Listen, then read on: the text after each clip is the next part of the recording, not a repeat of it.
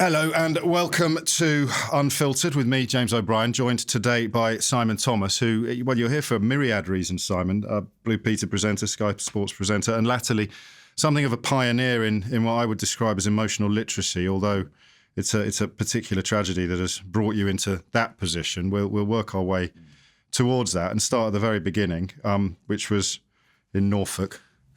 Oh, we're going back, aren't we? We're going right back. Oh, well, think of how many glorious sporting journalism careers began in the hallowed streets of Norwich. Yeah. Your dad was a vicar. Yeah. And so presumably religion was quite big in your life from quite an early age. Yeah, faith, it really was. But, I've reflected on it numerous times across the years. It was never, ever forced on me. I never felt I had unavoidable, though. Yeah, but I never felt that Dad was saying, you've got to believe this or anything like that. And actually, what I did know is that going to church as I got older, for him to have his family there meant something. Okay. So actually, if I didn't go, it was kind of, not makes life difficult for the old man, but I know that you're aware of in terms of family pride and that. But it was never, it was something that was there. And as you got older, you then developed the skills to sort of question it and work it through for yourself. But it was always there. It's part of family life. What was family life? Who else was in the family? So I've got my sister Becky, who was a year younger than me. And then Hannah came 6 years after I was born. And we were sort of in Norfolk till we were 10. I absolutely loved it there. We were just in between two fields, a rural village just outside Kingsley in West Norfolk. And I absolutely loved it. I think the days of just cruising around the village on your bike with your mates, no questions asked about how long you're going to go for. I knew I had to be back for tea and stuff. We had streams near the house. We had rafts that we built, and listen, no child is perfect, but it wasn't far off. Certainly that era up to the age of 10 in Norfolk, absolutely loved it, and that's why it's always half an hour away. Yeah, it's pretty. I know that part of Norfolk quite well. It is absolutely idyllic. I love it. But then at the age of 10, you moved to Surrey. Yeah. Carried on being fairly idyllic, or things changed? Yeah, it was a very different pace of life. I mean, I went the interesting route because with Gemma over the past couple of years, we had discussed whether we put Ethan into public school or not. Right. Now, I got launched into public school, so the route I went is from state school in Norfolk to public school in Banstead, Burr Heath. It was Aberdour Prep School, and it happened. So we left Norfolk. It was 83, and we left there just ahead of the summer term. And so I went state school to public, and that was culturally that was a massive, massive gap because suddenly you got people. I never understood this day. Why do people call me by your surname all of a sudden? They were mentioning things like tuck boxes. I'd never heard of Latin. I did not understand why on earth you'd wear shorts all year round.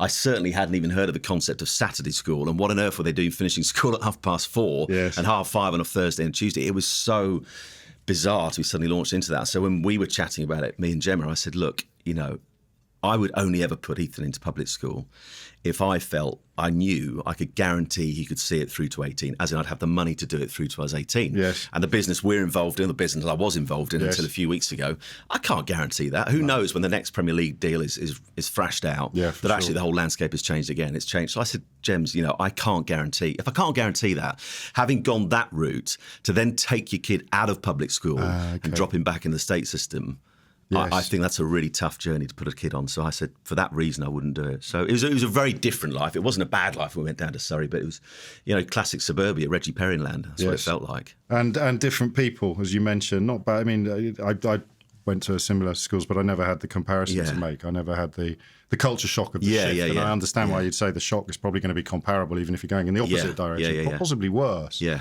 But sport must be a great leveller, mustn't it, for a young lad struggling in a new environment? The fact that Well, I hadn't heard of rugby. Did you not? Oh, when I'd heard of it, I didn't understand play rugby at my public. I didn't play football at my public school. They thought it was too common. I mean, I suddenly found myself in the first team within only a few weeks, only because I just thought it was absolutely hilarious and amazing that you were allowed to run after someone and grab him around the legs and bring him down. Yes. That you were able to do, obviously not with a clenched fist, but you were able to hand someone off.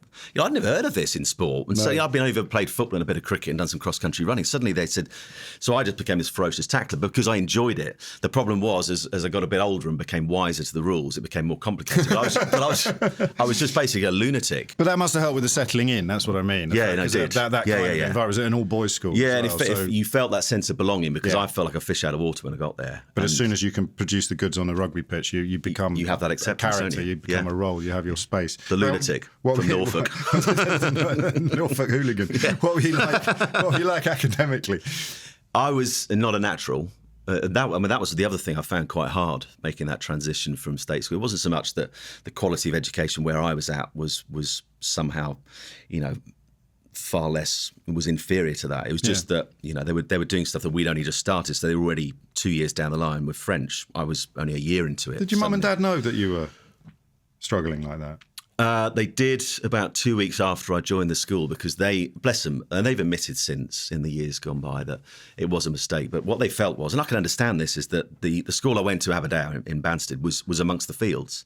And so they felt that perhaps the cultural shift would be made easier by being in the countryside, the geography, which I'd only ever known. Yes, of course.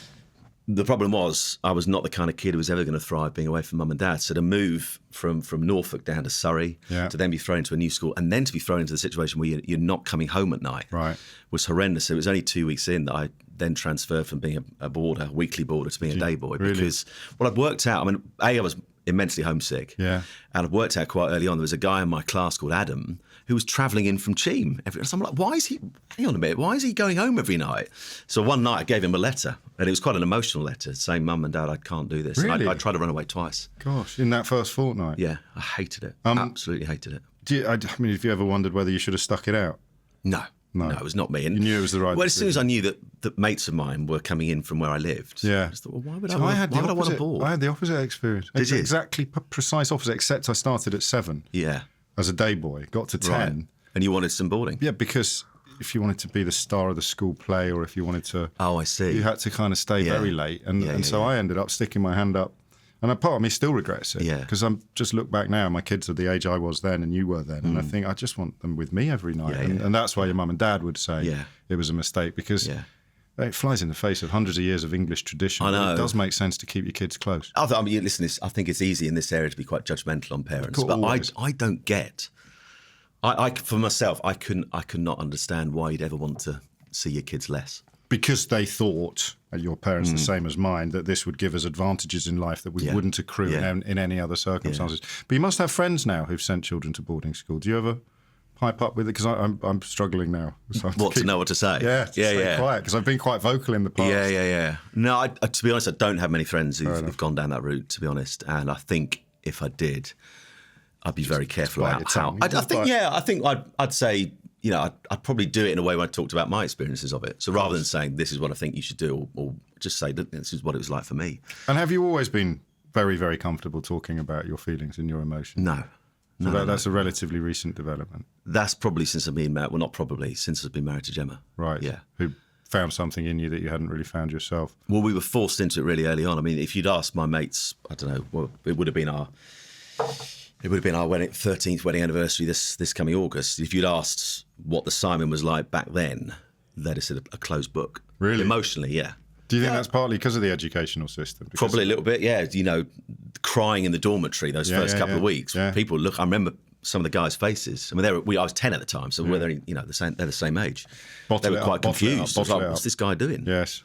Why is he? And that's why I would often take myself off on walks around the school grounds and let it out there, because I was aware the reaction I was getting from people was that this guy's a bit odd. Why is he crying? Because they often hear stories of boarding schools where boys will cry themselves to sleep at night. Yeah, that's right. When the lights are down, they can't be seen. You don't know who it is. They're not for letting sure. the side down, and someone's sobbing, but we don't know who. And I think that carried on right through my teenage years, but right from the start of being married to Gemma. I mean, 6 months before we tied the knot. And we decided, because of our faith, we weren't going to have sex before marriage, and so this hadn't needed to be raised before this point. But did you meet months, through church? No, she ended up doing the same job that I did. I worked through the Oasis Trust, a charity, and I'd kind of given up on the presenting dream. I'd kind of given it 3.5 years, and then Richard Bacon gets sacked. Then we're jumping. Yeah, but basically, she ended up doing the job that I did at Oasis a couple of years later. Yes. And interestingly, she had watched Blue Peter, right, and actually said to her housemates, "I'm going to meet him one day." Nothing more than that. But that's as far as she went. Lovely. And we met at my old boss's, her boss's party back in the summer. I'd actually gone there to find someone. Well, I had my eyes on someone else. Outrageous. I know. But I'm so glad I met her.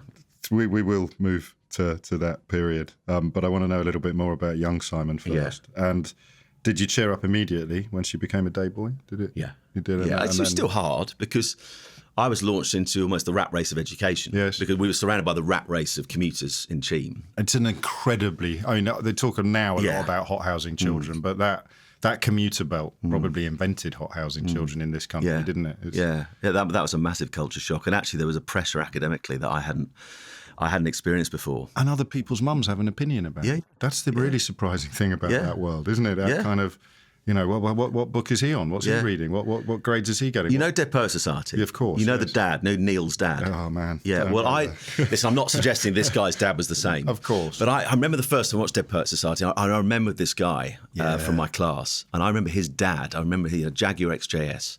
And he used to come down the school drive and then round the roundabout to the same parking spot every Wednesday.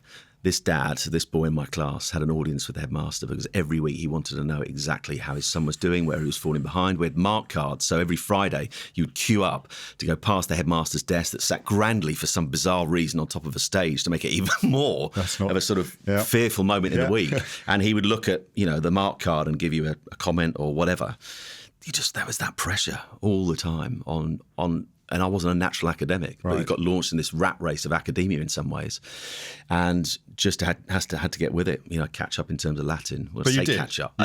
Eventually, I was much happier at public school than prep school. Okay. I think I spent most of my time at prep school just getting my head around a new culture. Public school, I went to and thought, actually, I quite enjoy this. You knew what to expect, and presumably, again, sport gave you a golden ticket of sorts. Yeah, and I love the fact. That it was not an opt-out. Whatever level you played at, it wasn't an opt-out. Listen, there were guys who did want to opt out, but they'd have to bring in the old sick note. The old ingrowing toenail was always a classic, wasn't it, eh? Osgood Slattis disease. It's very hard to prove on the old knees. And that's that. I mean, it's a regimented lifestyle. Yeah. At what point during it did you begin to think about what you might do afterwards? Because if you're resisting that really competitive side of things, but equally... You're more aware than perhaps you would have been if you'd stayed in Grimston of the wider world. Is that a fair comment or not? Yeah, probably. Yeah, probably. So when did you start thinking, what do I want to be when I grow up? Wasn't really till uni. Right.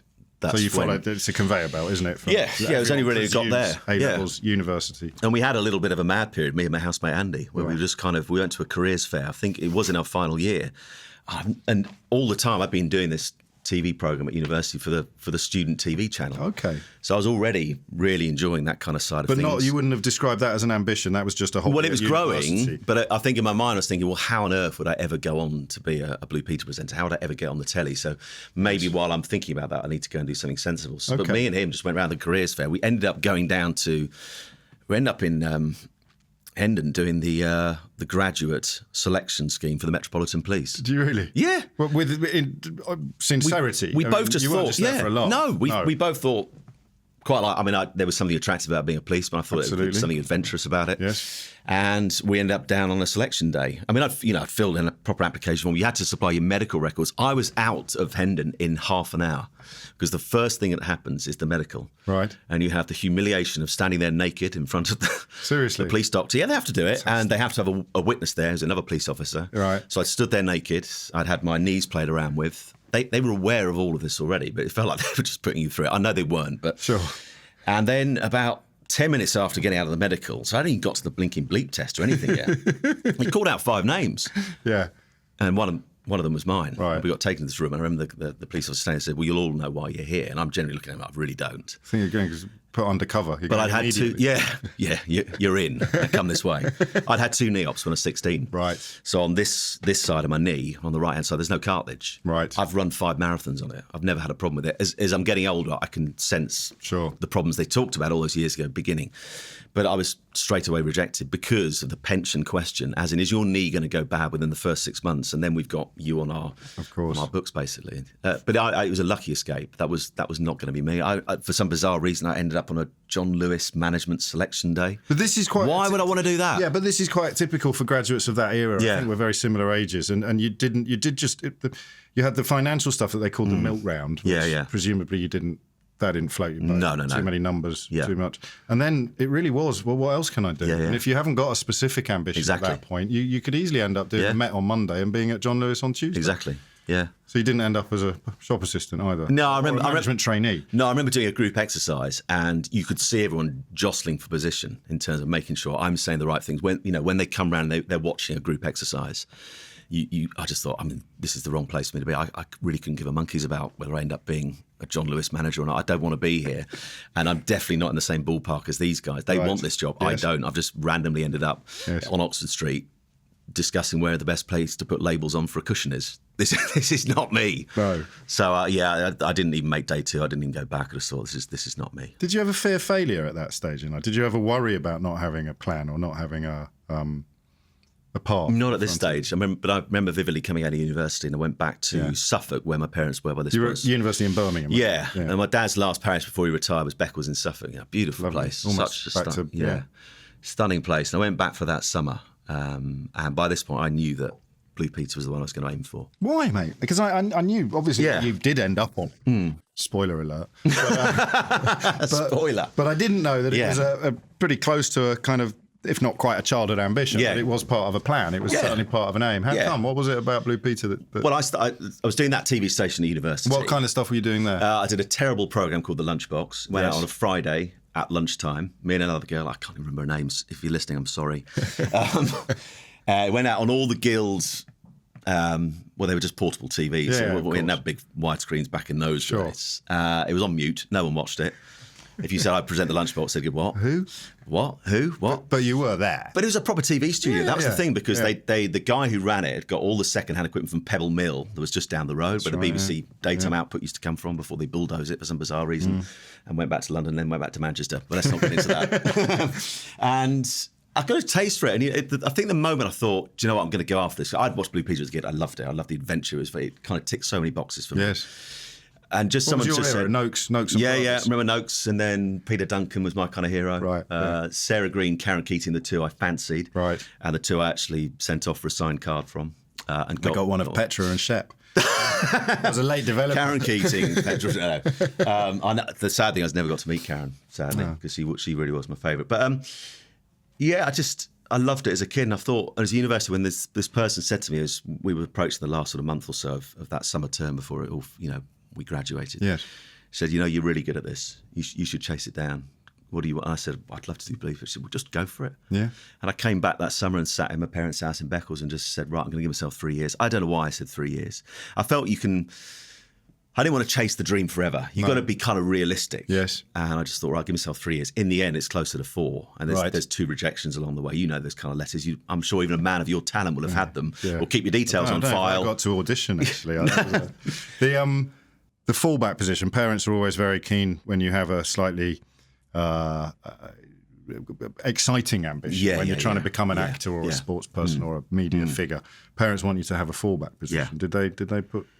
I didn't. I never felt any pressure. I sensed my dad was probably worried. Yes, but out of love. Yeah, just like, are you wasting these 3 or 4 years? Are you chasing down something that realistically is probably not going to happen? But I only ever sensed a kind of concern. Never dictated to. Never said, look, why have you just wasted 3 years at university to go and chase this? There wasn't much around at this stage. There's certainly media studies courses. That's why I didn't do media studies at university. There were very few universities doing them. They were massively oversubscribed. So I just did history. Why? Because I was good at it. That was it. And, just coming out of university, it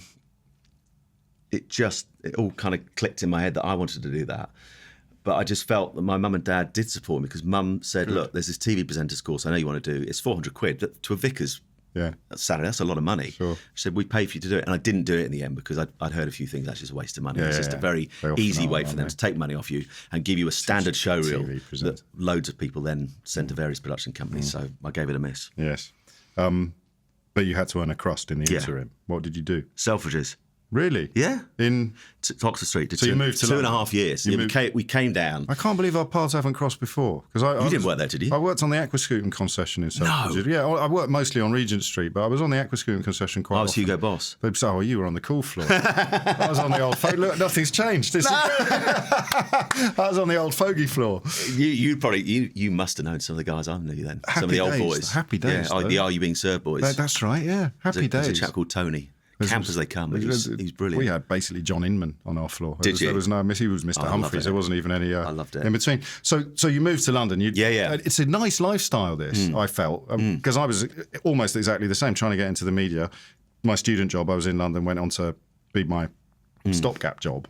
So I'm working there. And the banter, you go out after work. Loved it. You could afford to live in central London, pretty much. Yeah. Well, we were renting a basement flat in Earls Court. There you go. Just round the corner from where Freddie Mercury used to live. And I was a big Queen fan. So used to sometimes potter down there. Logan Place, I think it was, where he lived. Right. Yeah. It was. Listen, to be honest, I didn't enjoy the actual job of standing on a shop floor all day because of the hours. The hours is tiring, and sometimes it is people treat boring. Of course. And we were quite near the loos, and even though the sign was there, my most common question was, "Where are the loos?" Yeah, all right. Yeah, just down there, turn right, and they start walking off before we even told them. So I used to just stop talking. They said, "Oh, you didn't finish. Well, you walked off." There's some of the games to amuse yourself. But you're right. I actually really enjoyed that era. Because I knew this is not what I'm going to do forever. Sure. And I haven't been fortunate enough, but I'm glad I wasn't, for my parents to bankroll me for 2 or 3 years, like they do with some people. Say, look, you go and chase your dream for a few years, we'll bankroll you, and then you can go and do something proper. And actually, interestingly enough, I started doing runners' jobs. So I'd auditioned for CBBC once or twice. I ended up doing a runners' job on Sundays. Did you have an agent then, or were you No. You were just sending off. I'm firing the old VHS tapes. So you're comfortable with rejection then? Yeah, I got used to it. Yeah. And, well, you say that quite casually. It's no, at the time it hurt because certainly with the broom cupboards, I got quite close to being taken on as one of those links presenters between the programmes. Now, at a time when I'm getting nowhere with Blue Peter, that would have been a damn good second best. Yes, would have been great. Yeah. And I felt I'd been led up the garden path a little bit because everything felt after the audition like I was going to be the next one. The presenters would, taking me out for dinner and saying that they really like you, and then suddenly something changed. Right. And they just sort of said, there's a runner's job going on Sundays. And I started doing that. But I really, really enjoyed it. And actually on weeknights, because I went to do a radio day at LBC when it was up down near Hammersmith. Okay. A guy called Jeremy Dry. Before my time, but I'm aware of his work. Yeah. And he ran a media day. And your face. And I was always one of those people, if you don't ask, you don't get. So give it a go. That's what impression I'm getting. And after the media day he ran, I just said, is there any chance I could do some work experience or runners' jobs? And so I used to go there on a Wednesday evening, and he was after Selfridges. Yeah, and he was on later in the evening. So I watched the Drive Time boys were on, and I think Peter Dealey was still doing it. Yeah, legend. I loved his voice. Absolutely incredible. And then then it was his show, and I'd do all the menial stuff runners do, but occasionally if the debate was really, really poor, they'd stick me in a booth next door, pretend to ring in, put a funny voice on. Ring in, stir things up. Can't give away the secret. Sorry, mate. We don't do that anymore. They never do it anymore. Don't do that. My first ever shift, Sunday night, I took over from Mike Allen, who hadn't had a phone in. So for the last 5 years on LBC, there'd been no phone-in element to the Sunday night slot. It was my first gig. Yeah. So no one rang because they weren't used to it being a phone in. I got to went on at 10 p.m. Got to 10:48. And finally, a phone line comes on, and I recognise the bloody number. It's my wife. Hello. How are you, darling? Thanks for ringing in. She didn't admit she was my wife, but it was... That's brilliant. I've forgotten that until you reminded me. Did it get the debate going? I got 3 more calls before 1 o'clock in the morning, I think. So who knows what would happen if she hadn't shoehorned How times have changed. But you didn't fall in love with that then, because I did. First time I crossed the threshold of radio phone-ins, I never really wanted to do anything else. You were still almost accumulating experience. Yeah, sort of portfolio. Yeah, and hoping that maybe one day somewhere, perhaps in an unexpected place, a door might open. I always say to people, the hardest thing is to get your foot in the door. Yes. In whatever shape that might be, even if it is a runner's job, because once you're in there, you've got a chance to have conversations with people. Yes. You're in and amongst it. You've got a chance to try perhaps impress people by taking on a job or a role that you weren't expecting. That's the hardest thing, is to get across that threshold. And once you do, it's down to you. Yes. Do you take that opportunity or not? So 2.5 years in, a little bit of dabbling in TV, dabbling in radio, but 2.5 years into Selfridges, you must have begun to think that this wasn't going to happen. Yeah, I did. I did. I applied for Blue Peter twice when people left. How close did you get? Do you know? Oh, nowhere. You didn't get seen? No, I got the old letter, the usual one. Just the letter. Keep your details on file. Thank you. That's rubbish. Yeah. We all know what that means. Recycler. So how do you pick yourself up, dust yourself down? I think rejection at that point is hard.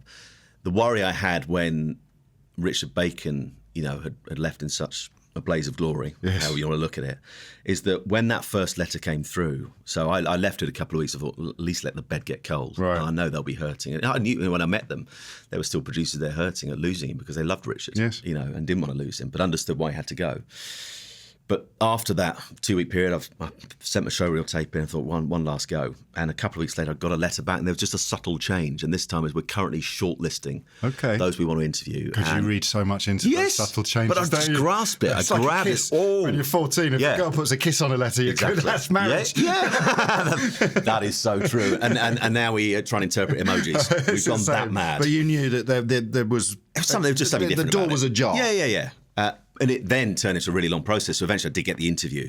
And after the interview, they put you straight into the Blue Peter Garden to do a piece to camera, which you don't know they're going to do. And then you had to wait ages. And then it became the audition. There was 4 of us. And they decided to show that film of the 4 of us auditioning to kind of debunk some of the myths. Yeah. And they said it's going to be really hard. Well, they asked for your permission. You were never going to say no. No, of course not. But they said for 3 of you, it's going to be the toughest watch you'll ever have because you were that close. And so, fortunately, I never had to have that watch. But Jake Humphrey was one of them. Was he? I was about to ask. Yeah, Jake was one of them. There's a guy called Michael Underwood who's married to a good friend of mine, Angelica Bell. Yeah, I know you know, and he's a lovely guy. Big talent. A guy called Jonas Hurst, who was on Channel 5 News for a while. And me, old Mig and Sia, they all had experience. I didn't. I remember sitting in they called it the soft seating area in East Tower, BBC Television Centre. So we had to spend time with the others, which you never had to do normally. You'd come in and do your audition and go home. You wouldn't bump into them. But you're doing interaction. Oh, well, I remember I was chatting about what experience I had, and they were all doing stuff. Right. And I was like, well, I've just done 2 years at Selfridges and now I'm working for a charity. But you know what that did? Because I just thought, I've not got a chance here. Yeah. So I remember going down into the dressing room we were given and waited for my slot. And I remember I prayed about it. I said, God, give me the words to say. But I also thought, do you know what? I've got nothing to lose here. These guys have got tons of experience. I'm the rank outsider here. In my head, I am anyway. Relaxing. Just, Freezing. I went in there and just gave it large, as someone said. But did you know? What, that I got it that night? Yeah. No. But did you know you'd aced it? I knew I'd done I wanted to go away from there leaving no regrets in Studio One Television Centre. Yeah. I couldn't have done any more. And I went straight afterwards. You have to go upstairs to the gallery that sits above Studio One and TV Centre, or at least used to. I don't know what it looks like now. And you then met with the then editors, a guy called Ivan McFarlane and another guy called John Comerford, who was the series producer. And it was funny, they don't give much away, but they said, you know, if you were to get the job, you need to sort out your THs. Because I used to be 1, 2, 3. Yeah. Did you? It's just a lazy, I don't know where it came from. No? No one had picked it up? No, and I'd never thought about it. I'd have said fought. Fees, shouldn't you? Well, I should do, really. They should have picked up on it. And they said, you know, if you do get the job, that's something we're going to have to work on. And we did. But that's a detail that, if it was me, I'd be thinking they wouldn't be mentioning that unless I was bloody close. I did think about that. Yeah. But I think coming back to your question about, you know, the disappointment of the letter, this was going to be the worst thing ever. If you would get that you can close. You can smell it. Yeah. You're thinking through. I remember vividly my boss at Oasis taking me out for lunch. He just had this hunch I was going to get it. And actually, interesting, it was that day I did get it. But he took me out for lunch and said, look, I need to talk to you about the various things. Because I was doing PR for Oasis. We did PR for other charities. Yeah. He said, some of the projects you're working on, some of the accounts, I need to talk to you about where they are at, just in case you get the job. And I remember saying, Ivor, I can't even go there because it's like being taken into the sweet shop and being told you can't have any sweets. Sure. I don't even engage with it. But we did. And that afternoon, about 4 o'clock, I get a call from John Comerford. He says, can you come into TV Centre tonight? And by 8 o'clock that night, I had the job. So Ivor he's a clever guy, Ivor. He had a hunch something was about to happen. Who did you ring first? Mum and Dad. Did you? Yeah, well, we wasn't supposed to tell anyone apart from close family. Sure. And this was sort of about a month before Christmas. And I wasn't going to be on until early January of the next year. So you got probably 5 weeks sitting on it. And that was really hard, sitting on that. You know, it's the Mum and most Dad amazing. I remember ringing my sister from High Street Kensington Tube Station. Right. You know, and she'd lived with me for quite a while in the London years. And so she'd seen me going through the ringer and trying to, and so suddenly you're saying, I've made it. Yeah. I vividly remember walking out of Lorraine Hegarty's office. So she was the head of Children's BBC at the time, the one who made that sort of Queen Mother announcement about Richard. It was like the Queen's speech, wasn't it? It was a bit. But you walked out of there and there was all the pictures of the previous 26. I was number 27, all those previous presenters. And you just think, this is the most exclusive club in England. It is. Because look, there's only 27 members. And then there's Noakesy. Yeah. I watched them as a kid. Now I'm in this. It just the most exciting, unbelievable, surreal moment of my life so far. Bar none. It just to suddenly find yourself going from, you know, the years of Selfridges and telling the boys one day I'll come back here with a clothing person, and not in an arrogant way. I just used to joke to say, well, I'm going to come back. And actually, the first time I went out, it was Debbie who took me out just to get some gear. Actually, it turned out to be horrible gear. I just didn't care. Just whatever. Yeah, that looks nice. Trust them as well, don't you? You think, oh, I wouldn't wear that in normal life. Why on earth in my first programme? You're the telly person. Do I bust through this thing to appear, and I'm wearing a horrible blue fleece and chinos? I'd never ever wear those. But I just went, yeah, that's fine. Yeah, I'll wear those. Absolutely. And when I've looked back on my days, that was horrific. and it lived up to all your expectations. I mean, and beyond. It was. But that's a really rare thing, isn't it? Totally rare. To A, to aim so high, B, to hit it, and then C, to have all your expectations met. Before we talk briefly about that, how does God fit into this? Because I love the way you talk so casually. I think it'd be good if more people did, actually, instead of having to make it all so portentous and analysed. When you get something like that, do you thank God? Yeah, because the moment at which I just thought, this is what I need to be doing, this is what I'm going to chase down, was back in Beccles, that summer of 1995. And I vividly remember the afternoon, it was boiling hot. And I bought this book on how to be a TV presenter. I bought another book that had all the editors of the various programmes and various production companies across the country. The internet was around then, but it was no way as advanced as it is now. You needed the books, and I had them. And I was all ready to start writing letters. I knew Dad was going out later that afternoon for a few meetings, so the computer would be available. I was about to do it, and I thought, you know what? I haven't actually... Is this just... I haven't even asked God about this. You know, my faith is about a relationship. It's not religion. It's a conversation. It's a relationship. I haven't even asked God about this. Am I about to waste the next 3 years of my life? I probably ought to pray about it. And I just remember praying, look, I just said, God, give me a sign that I'm not about to waste the next 3 years. I had no idea what that sign might look like. Just something, just confirm it in your head. And people might, listening to this or watching this, would say, well, just a wonderful coincidence, isn't it? But only 2 hours later, I'm then sat at my dad's desk. I've got the old Apple Mac fired up and ready to go. I've got me books, got me list of people I'm going to write to. And I just cast my eyes to the left-hand side as a pile of magazines, and I can't remember the name of it. I think it was called the Alpha magazine, but nothing to do with the Alpha course that some people may have heard of. And I just looked at the sort of subheaders down the side of it, of some of the articles inside. And one of them was, and this, I remember it vividly, it just said, why we need more Christians in the media. Oh, there you go. Straight to page 68 or whatever it was. And it was like one of those moments. Sometimes you hear a talk in life. Yes. And it feels like you're the only person in the room. And that talk was only aimed at you. It's like this article had been written only to me. Wow. And it was a guy called Steve Chalk, who runs the Oasis Trust, who I ended up working for in those Oasis days. Pam Rhodes, who was doing Songs of Praise at the time. Yeah. And it's the whole thing about, that it's I remember Steve saying, it's no use Christians complaining about what's on TV or what's on radio or what's in the newspapers and throwing stones from a distance. If you want to change stuff, if you want to change how the media is, you need to get involved. Because when you look at the life of Jesus, the Jesus figure I read about in the Gospels, he didn't park his tent outside Jerusalem and say, right, you come to me, I'll wait for you here. He went in and got his hands dirty, he got in amongst it. And I remember Steve saying, if you want to change things, if you want to have a positive influence on the media, whatever that might look like, get involved. And it was like that moment, it was just like, right, off we go. But it was beyond 3 years. Sure. Something I've learnt in life, and sadly, and in what I've gone through recently, is in terms of my faith, God's timing is often very, very different to ours, and it's quite a difficult thing to get your head around and accept. I'm sure it is, but you were still at this point living your own dream. Yeah. You were a presenter in the old-fashioned mould of Blue Peter, weren't you? You had a touch of the John Noakes about you. You like getting into scrapes and daredevil stuff. Yeah, anything where there was the tangible smell of death. I'd be up reach. For it. Yeah. And then the natural progression from there to Sky Sports. Well, I felt it was looking fairly natural at the time because I'd made positive noises about sport quite early on. I'll tell you why, because I never ever accepted or believed the line that people often said to me in the early days, well, you're made for life now. Yeah. This will lead to so many other things. It wasn't a case of self-doubt. It was just a case of, well, this hasn't come easily to me. Take my mate Matt Baker. He's been amazing to me in the last few weeks, the way he supported me. For Matt, it happened really, really quickly. Yes. He saw that Stuart Miles was leaving, and he literally, fair play to him, he picked the phone up, rang the editor, got through to Claire Goldsack, Steve Hocking's PA, and said, what do we need to do? So we need to make a showreel tape. That night, with his dad and his farm in County Durham, he makes a showreel tape. Brilliant showreel tape, by the way. A guy who's never done any presenting. Wanted it.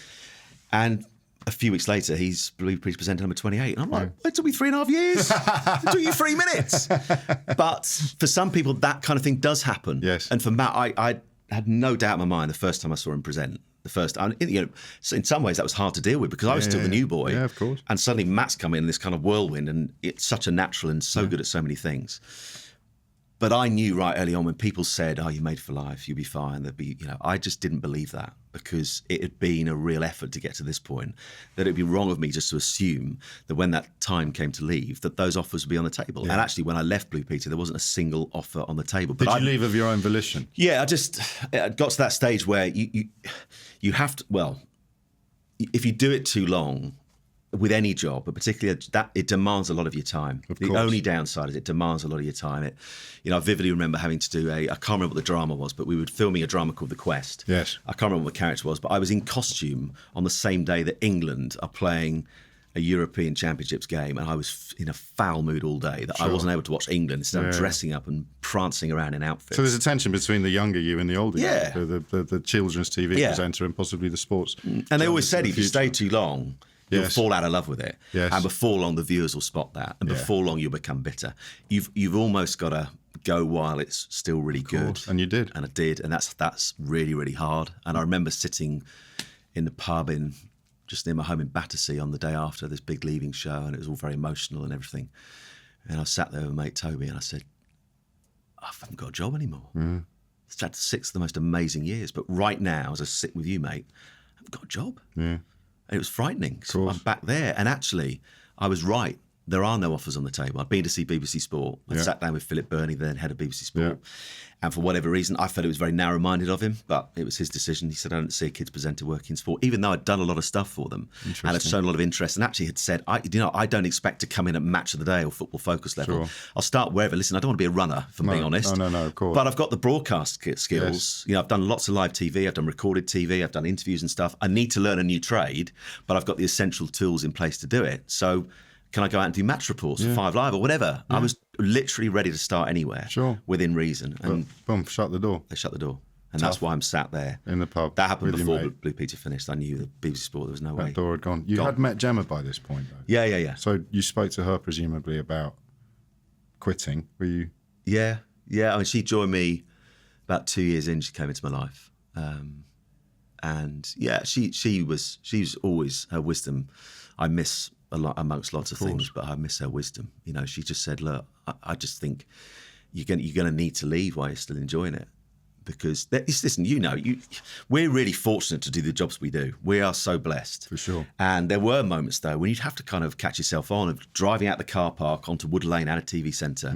And just listen, the best jobs in the world still have their bad days. Yes, of course. And sometimes you drive out and you'd be cursing something that happened or this or that. And you have to go, but you're doing the best job in the world. What are you on about? One day you're going to look back on this and think, did that really happen? I still have those moments. Yeah. I can out-story anyone at a dinner party. If you want to play top trumps of experiences, I can, but I don't do it because I feel embarrassed, but I can top trump pretty much most people. You shouldn't feel embarrassed. No. Other people love it. It's just because you've got this, if you're sitting next to an accountant and he's regaling you with his greatest hits, everybody's bored. Yeah. But TV presenters, and especially Blue Peter presenters, they're rare creatures and they are exotic. You should give yourself a break a bit. Tell a few more stories. Tell some more stories, okay. I'm going to do that. So I'll ask you a slightly difficult question, if I may, which is if you are religiously, you've decided that, because you obviously Gemma came from a religious background as well. Yeah. How do you know that the relationship is progressing if you've made a decision not to go to bed together? And I ask from a position of personal ignorance. That's a really good question. But of course, what I didn't say earlier, just to put this into context, listen, there were plenty of times when we wanted to, and I wanted to, but it wasn't until 6 months before, because people might be listening, well, incredibly strong. How did you manage that? Well, actually, 6 months before we got married, I remember the journey. We were coming back from a weekend in Norfolk to see my family, and she'd gone very, very quiet. I remember turning around and saying, "You're right." She said, "I need to tell you something." I was like, "Oh, crikey, what's this? Is the engagement off?" Yeah. And it turned out, and she told me through tears, that she'd had a physical problem that she'd only discovered in adolescence, as only you would in adolescence, that she had a physical problem that meant that sexual intercourse would be physically impossible until she had an operation. Gosh. And she never needed to, because she hadn't wanted to deal with the problem, but she knew obviously we're 6 months away from getting married. Can't really tell him on our wedding night that it's not going to happen. So bless her, she had to tell me that day, she said, I'm going to have an operation. I'm going to have a lot of counselling. We're going to have counselling. And it was like a bomb going off. I remember it vividly. And so from her point of view, it was, even those moments where we were quite intimate, it was never going to go. And sometimes I almost admired her ability not to go any further. Whereas for a bloke, once you hit the old accelerator, it's damn hard to take your foot off and pull the handbrake up. But I realised as we went on that was why she was able to pull the handbrake up better than I did. But listen, we just had... Yeah, I'll be totally honest, that side of the relationship was always hard because I think she was very damaged by that whole thing and feeling less of a woman because of it. And then the whole fertility issues we had, she went through so much, for want of a better word, shit in terms of her physical being, which makes what eventually happened so hard to deal with on a whole number of levels. But, there was just something there that even though that was going to be a disappointing area, even though for the first 8 months of our marriage, we were still not going to be able to have intercourse together. There was something so special about it. Clearly. It didn't matter. Listen, we know that physical side of relationship, it helps lay some of the foundations. Yes. It's important. Yes. It is. It's not just about, I want to get me underway. It's not. It's because it's an expression of love. It's the physical expression of how much you love your wife and how much I love my wife. Of course, you express it in other ways as well, but that is something it's the most intimate thing you'll do. But, just the way she supported me through Blue Peter, the way she was so wise and loving and patient and kind with me, all the things she showed to her friends down the years and what they miss so much about her now, meant that there was something there that was so worth hanging on to, so that even when she dropped that bombshell 6 months before we get married, you thought, you know what? Okay. Worth it. It's going to be hard, and it was hard, coming to counselling off Oxford Street with a sexual therapist every week, of course, for a few months. You don't be doing that in your first few months of marriage. Crammed a lot in. Early years. But that's where the ability to start opening up came from. Right. Because I was like a closed book, as I said, but week by week you're going to see them. The doors start to open. The counsellor I go to now, a guy called Richard, I said to him the other week, I said, what's it like for a lot of blokes who come here? Because I'm used to walking down the end of someone's garden to go into their office. I said, for other blokes coming here for the first time, it's really weird for them. He said, yeah, it is. And he says, actually, unlike you were like an open book the first week you came after Gemma went.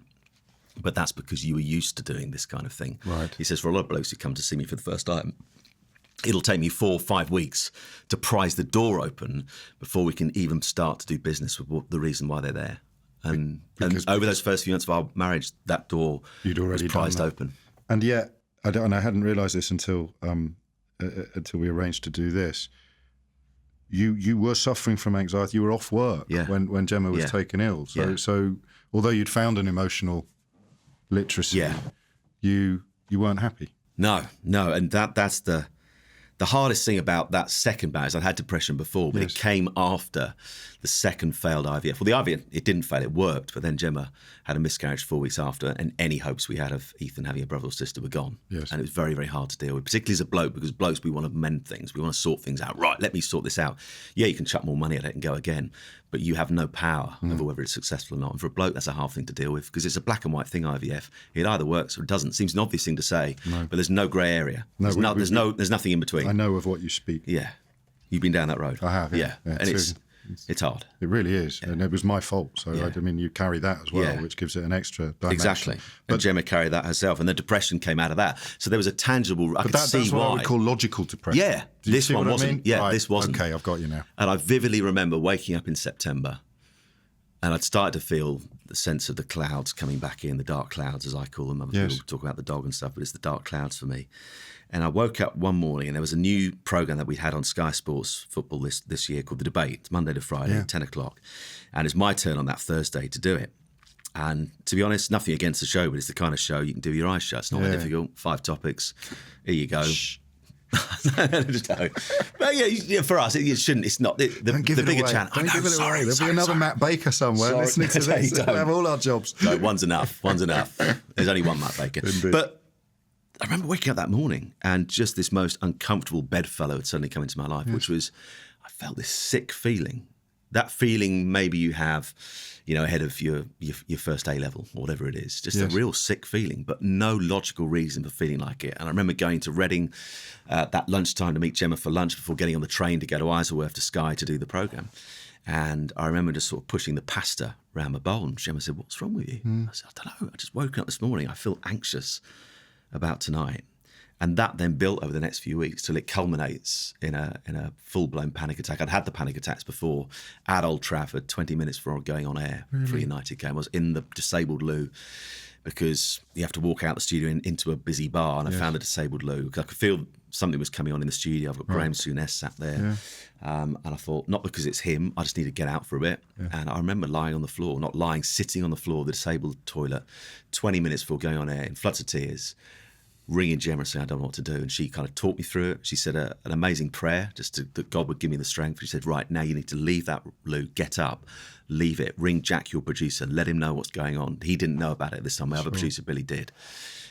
And I know you can do it. Yeah. And those words of reassurance got me then. Actually, my boss, Gary Hughes, who looks after the football department, when I explained all this in the weeks after Gemma went about what it was like to go through that, he said, you know what, I watched it back after you told me all this.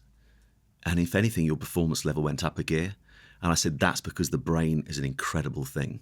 That even when it's dealing with something as uncomfortable and horrible as anxiety and depression, yet at that moment at 11:30 when the title music kicked in, somehow this switch went on. It's because the concentration levels are so high. Yeah. You get a holiday from your brain. You do. I think. Yeah, the clouds clear. Don't they? For those 3 hours. They come back down again. And then you leave, come off air, and they're back in. And this leads inexorably to the heartbreak at the centre of your life still, which is you kind of walked away from Sky for a while, and while you were off sick, Gemma started complaining about having headaches.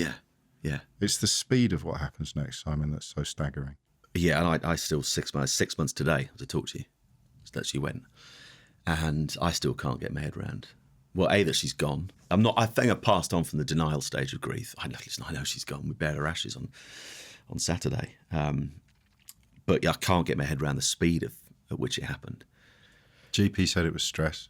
No reason to doubt that. No, not at all. And yeah, listen, I was really angry in the early days because, crikey, she'd been 3 times and 3 times he didn't pick up on it. Yeah. But the first time we went, it was a joint appointment. I went because I needed more pills for my depression. And we said, by the way, Gemma's got these headaches. You know, what's that about? Were you worried? And he said, I think a lot of it will be down to the fact that Gemma's worried about you. And I thought, well, why wouldn't she be? That's fair enough. Yeah. But she's back in, though, on the Friday, and she's quite ill by this point. And I'm back in with her. And the doctor just said, having looked at all her vital signs and stuff, I'm satisfied there's nothing seriously wrong with her.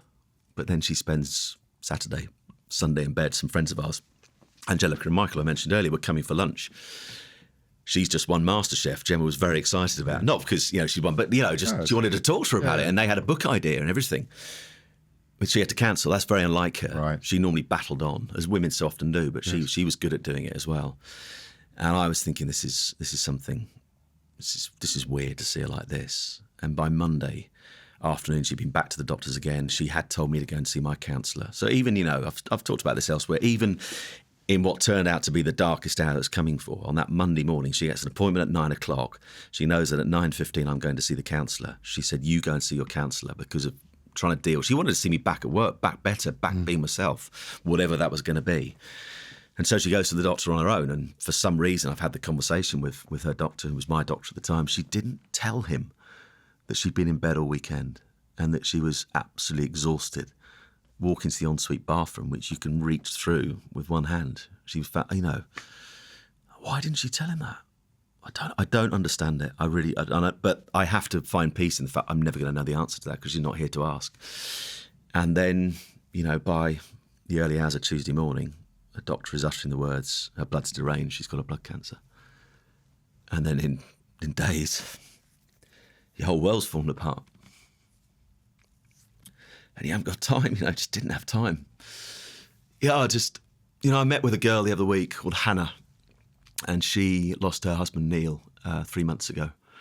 So she's not as far down the road as I am. And she got in touch on social media, which a lot of people do in this area, which has been cathartic and also has actually been just incredible, horrible, hard, hearing the level of pain that a lot of people out there are in. But she got in touch, and I knew she lived in Reading, and we met up for coffee about a month ago. And she told me her story. Neil had been ill for 2 years. They've got 2 boys, one's around Ethan's age, one's a bit older. And from about a year out, they knew it was terminal. and they'd watched Neil undergo a personality change because of the impact of the tumour on the brain, and their boys had seen their dad wither away physically, because of the treatment and everything. They'd seen their dad change. And then, of course, I tell my story, whereas Ethan's last memory of Mummy is, she had some stuff coming out of her arm. They were, the various drips and stuff. And she was wired to a machine, and she was in a hospital room, but she definitely 100% still looked like Mum. Neil didn't look like their dad anymore. And I said to her, which of the two scenarios would you have taken if you could have them? And interestingly, she said, I'd still want those 2 years. And I said, you know what, I'd want the 3 days. And people might think you're nuts, but you know what? Ethan is never going to have that memory of Mum looking a shriveled up wreck. She would have done. She's an angel. It's Mum, still Mum. How did you tell him?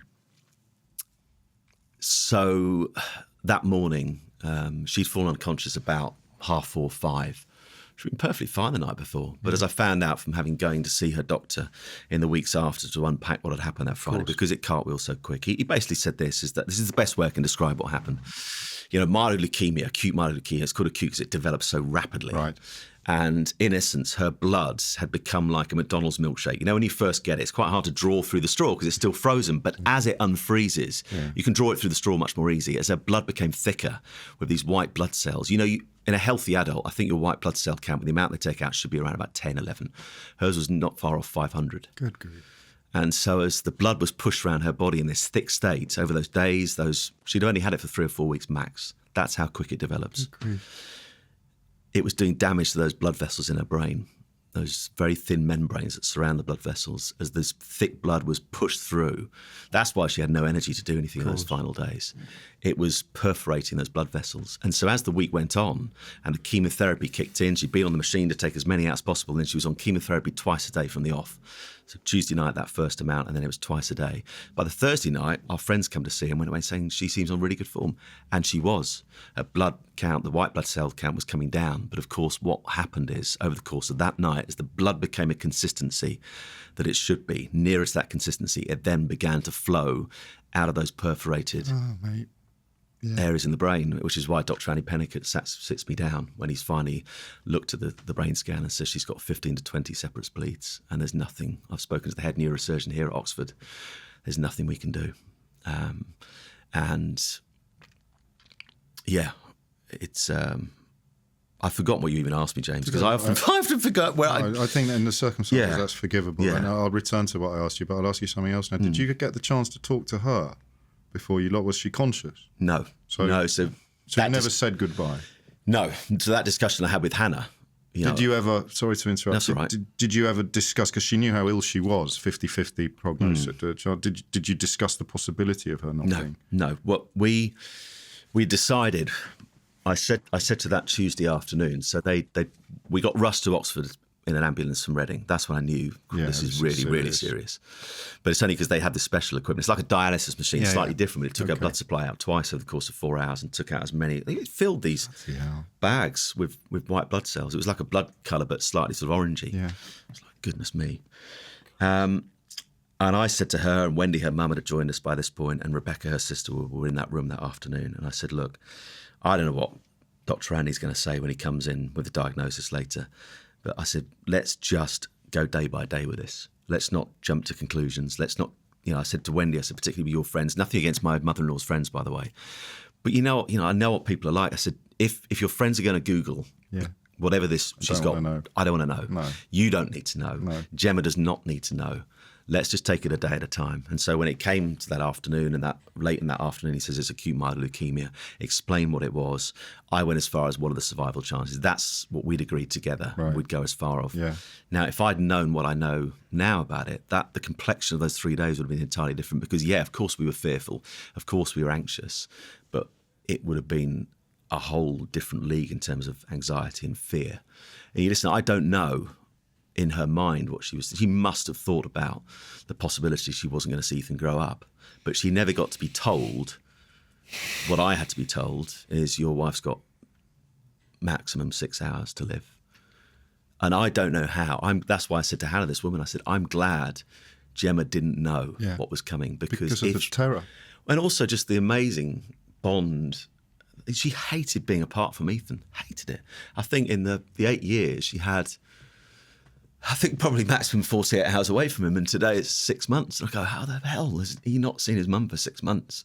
And it's only going to get longer. You wrote shortly afterwards, Yeah. Today I am crushed with indescribable pain. Yeah. Just 3 days after falling ill with acute myeloid leukemia, my dear wife Gemma passed away yesterday evening, surrounded by her family and friends. If you are a prayer, Yeah. pray for my boy Ethan, 8 years, precious and in bits. Thank you. How could you still believe in God? It's a bloody good question. Because if I don't, whatever kind of faith people have or don't have, and some will listen to this or watch it and go, well, I don't understand that. And it's probably just a crutch that helps you through. But you know what? Crutches we are good. all have them. When footballers die, like Jimmy Armfield the other week or Ray Wilkins more recently, you will often hear they'll be looking down on us today. And it's often said by people who have absolutely no faith whatsoever, wouldn't profess to be a Christian or a Muslim or a Jew or whatever. But it's something that helps them just to hang on to something, because you know what? They often say you won't find many atheists on a sinking ship. There's that old medieval verse, I think it was, betwixt the stirrup and the ground, mercy I asked and mercy I found. I think it was about people falling off horseback. It's quite a common injury and breaking their necks and dying. But there was still that chance to put things to rights. Help me. For me, James, it's simply this, and I realise it's not that simple for people, not everybody, but if I extract God from this, I do not understand. I prayed with the most faith I've ever prayed that day. I marched out of the room of doom, as I call it. I don't know where I got. Listen, they talk in the Bible about the peace of God that passes all understanding. I'd never really got that. I just thought it was some sort of, sort of desert island kind of peace. What's this understanding bit? Actually, what it is, it's having peace in the most unlikely of situations. And I was able to walk out of that room that morning, having just been dealt the biggest blow I'll ever have, well, hopefully the biggest blow I'll ever have, and felt a sense of calm. Yeah. I didn't unravel. I didn't lose it. I was able to calmly ring Gemma's mum and say, you need to get here now. I had to calmly ring Rebecca, my family, and say, you need to get here now. And I need to get on the phone to Debs to say, can you go and get Ethan from school? Gemma's going. And I found a strength that I don't recognise in myself as I look back on it. And some of the friends and family gathered in that room today, they talk about me in a way I don't really see, but I did feel peace. And I was able to pray that morning with the most faith I've ever prayed. I just simply kept laying my hand on Gemma's head and just saying, God, please, in the same way that I've read about you healing people in the Bible, and actually I've seen it in the churches I've been at, hey, just stop this bleeding. I don't want Ethan to grow up without a mum. But I got to about 1 o'clock in the afternoon. Interesting, when I spoke to her doctor in the weeks afterwards, 1 o'clock, I just felt this sense that it was now about preparing to say goodbye. Don't know why. But actually, when I spoke to Dr. Andy at that time afterwards and said, if she'd got to, because he spoke about the fact that there was a slim slither of hope in the early parts of that Friday where the brain can repair itself. Okay. And there was a possibility the bleeding could have stopped. And I said, if she got to 1 o'clock and the bleeding had stopped, what would have been the scenario for Gemma? He said, well, sadly, she would have been so brain damaged by that point, you would have recognised her. And yet at 1 o'clock, I knew that was the time to start saying goodbye. And that was what I did for the next 4 and 3/4 hours. I told the story in her ear of when we met. Yeah. I remember speaking about her wedding day. I remember chatting about Ethan and all the various memories he's going to have. He wasn't with her at this point. He came in twice and played at this amazing place called Maggie's next to the hospital with all his other cousins. And I prayed with her. I played some of her favourite music over the iPad. And that for me is the peace of God that passes all understanding. That should not be possible. I should have been losing my shit, basically. I understand. And yet I wasn't. And I came out of the hospital that night and I've never shouted as loud as I shouted at God. I just said, why? Why the hell? Why the hell have you left my boy without a mum?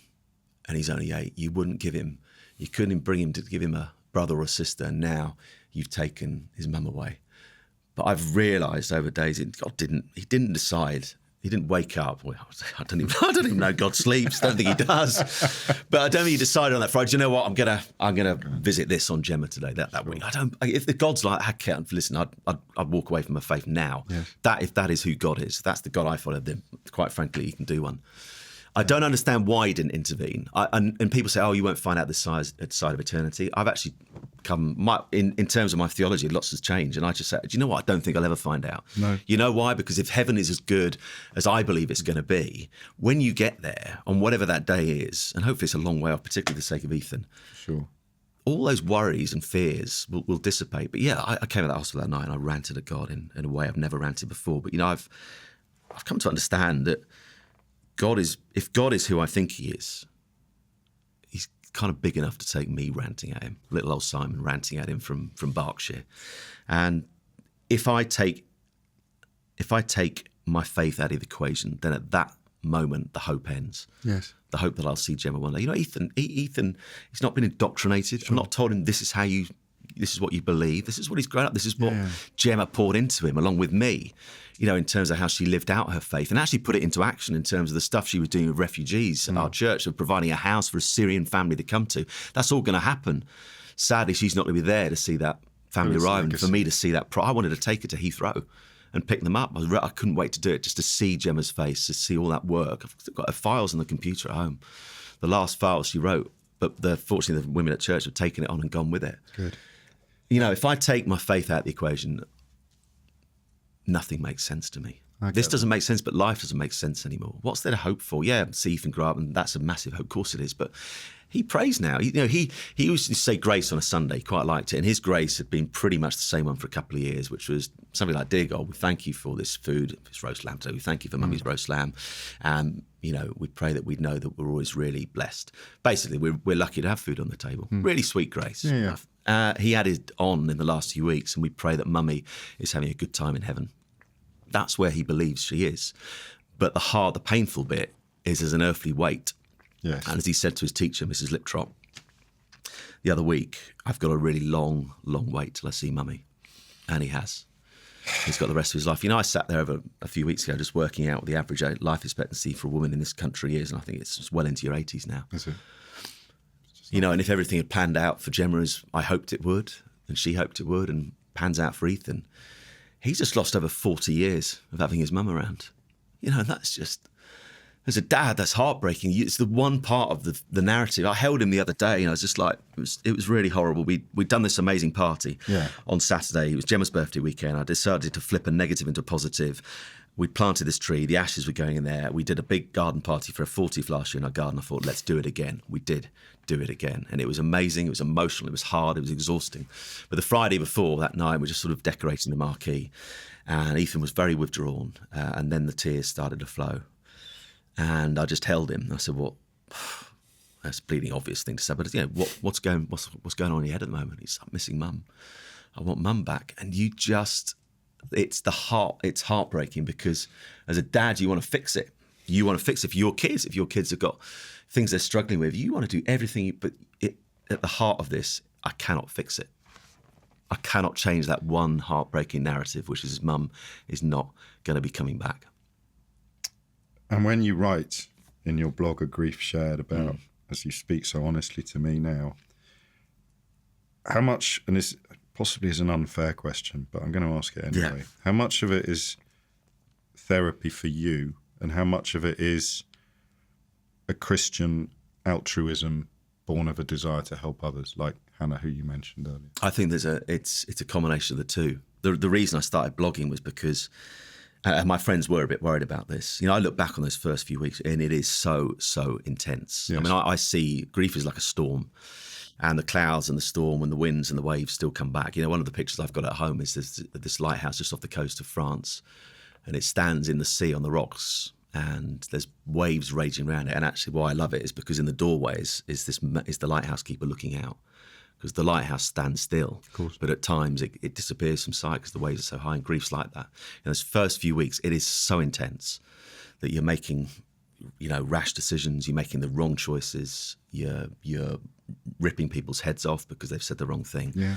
It's an absolute maelstrom of emotions. It's something I'd never wish on anyone to go through that. Well, of course you wouldn't, but that experience in itself is just hard. And I just felt I was quite scattergun with what I was saying online on Twitter or whatever it was. And there's a lot of unpleasant people out there looking for opportunities. Of course they are. The land of the unhinged, as I call it. Absolutely. And you know it all too well. Yeah. I just decided one day, I thought, you know what, I think I need to do something a little bit more considered. So rather than just firing off these thoughts, write a bit more. And do you know what? I've never been a bit. I loved writing at school and stuff. I've never really had to do any writing since. I wrote for a football magazine that, sadly, I like to think it wasn't down to me. It only lasted 6 months. But I used to write about the championships and stuff, and that was fine. But that was work. Whereas I suddenly found with this, and I don't know where I found it from. I found a real therapy in writing and expressing myself, and I found a way to express myself that seems to resonate with people in a way that I never expected. I don't know what the various figures mean on WordPress where I have my blog, but last time I looked, this is not a boasting, this is just I'm genuinely surprised that over 1 million people have been through it over the last few weeks. I realised it was going mad, as in the question in my mind is, why is this resonating? I remember I put out a blog on strength through weakness, because I sat there one morning and my sleep was at its worst. I'd woken up at 3:30 again. And that's rather when you wake up at rather than fight it, and it's actually other people who got more worried. My mother-in-law and sister and all those people got more worried about my sleep than I did. I just thought, it's part of grief. Don't fight it. So I used to go downstairs. Quite often I just go down and write just random thoughts. I've got about 15,000 words written, which are really important to me because it reminds me of what those early few days were like, and actually what was going through my mind. I can't remember I was thinking this. I can actually read how I was feeling on that first Sunday, that first Monday. And I just opened up the old laptop that morning, sat in the kitchen, and someone had put up on Facebook this quote from a Christian leader called Pete Gregg, who I've got to know a bit now. And his wife had been through having a brain tumour, and he wrote a book which he said don't read at the moment because my ending's different to yours, but he's called it God on Mute, which is all about where is God amidst what he was going through. But he said the difference is we had a happy ending. Right. You didn't. So until you're emotionally in that place, he said, I just wouldn't read it for now. But one of the quotes that this person had put up on Facebook of his was about this unclenching of your fist. Okay. And actually be daring to be vulnerable, daring to be weak. This plays into the whole mental health thing, particularly it's not discounting women, but for blokes. We're so bad. I mean, today I've been having a massive, not a row, been having a debate with some lunatic about mental health. That's probably the wrong 2 words to use. But, online. But do you know, today on Twitter, it sparked the irony is this guy having a crack at me about grief and mental health, he's actually sparked a really healthy debate over the very thing he despises. So it's been brilliant. But it's a mission for you now then? Yeah, in some ways it is. Yeah, and I woke up that morning, I see that quote, and all that came into my mind is the time and time again, the recurring comment, whether it be on Twitter or Facebook or Instagram or actually people in person or in cards, where it had been stay strong, be strong for Ethan. And I'd often think, what does that look like in a situation such as this? In a scenario such as this, what is being strong? And I just sat there and thought, that quote really hit me right between the eyes. Yeah. And I just started writing. I thought, I'm going to write something. And I literally wrote it in 25 minutes. I sat there about 10 minutes thinking, I don't know how to start this. And then suddenly the thought came in my head. I sat down on the sofa again, made myself another cup of tea. It's about 4:30 at this stage. And my punctuation, James, has never been the best. I was looking out for some rogue commas and stuff. I didn't change a single word. Gosh. Which is very unusual. Normally you change something. I read it and thought, no, that's all I want to say. I published it and sorry for mentioning this radio station, but by 5:45, whenever it was that night, my sister-in-law, Rebecca, who was living with us at this point, walks in and says, your blog has just been quoted on Radio 1 Newsbeat. And I'm like, what? And it just exploded that day. For whatever reason, that particular blog resonated, and with nothing, with any of this, that tweet all those weeks ago, 6 months ago, tomorrow, that tweet you read out, it wasn't intended for any of this to happen. I get that. The only thing I thought about is I'm just going to let people know what it feels like. Yeah. I'm not just going to put a real matter of fact, she's gone, I'm not going to be at work for a while. Pray for Ethan. This will help me. And then, gosh, look how many other people it's helped as well. Yeah. We're nearly done, Simon. That's all right. So you not work on the head so that you could look after Ethan. Are you going to be all right financially? Are you? For the time being, yeah. I mean, I had to be. They're called a Council of Wisdom, but I call them the Norman Wisdoms because Council of Wisdom just sounds so stupid. But it's a group of people I trust who I can take things to in terms of my career and the writing. And I've got so many things coming at me. I want to make the best decisions. Of course. And it's not about abdicating responsibility and saying I can't think for myself. Of course I can. I just want to kind of get some advice. And when I wrote the blog about leaving Sky, it'd been agreed between myself and Sky that I'd blog about it. It leaves no grey area. Right. If the media want to misquote me, nothing I can do. But it's there in black and white as to why I'm doing it and the reasons behind it. And the one question mark the Norman Wisdoms had about it was the financial bit, because I talked about why I was able to do this. Yes. And it's important for two reasons. The first reason is I wanted people to know that actually life insurance and my situation, it was a game changer. Yes. The Sunday night after she went, everything is coming at you at a million miles an hour. All I could think about was the quote from C.S. Lewis. I always loved C.S. Lewis as a kid, but his books, as a theologian, are amazing as well. But I'd never read A Grief Observed about that love affair that he had was behind the film Shadowlands, and he wrote A Grief Observed after he lost Joy, and his first line is an absolute killer of a line. And actually, I don't think he needed to write much more off this. He just said, "No one ever told me that grief felt so like fear." And that Sunday night, everything is coming at you, everything. And I just describe grief like this. If I could describe it to anyone, you have to, unless you're going to give up. And as a father, that is not an option. Ethan needs me. He doesn't need his dad giving up. I'm not going to say I haven't fought it a few times. I have. But you are basically drop kicked into this mountain range you do not want to walk through. And you are going to have to keep walking. And there are going to be times where the sun will shine more than it does, but then another mountain will come. But on that first Sunday night, the two biggest mountains that kind of had to be got out of the way or dealt with before I could even see the range ahead that I'm going to have to walk for the rest of my life was work and the house. Because I've got a big mortgage still to pay off. And what am I going to do about my job?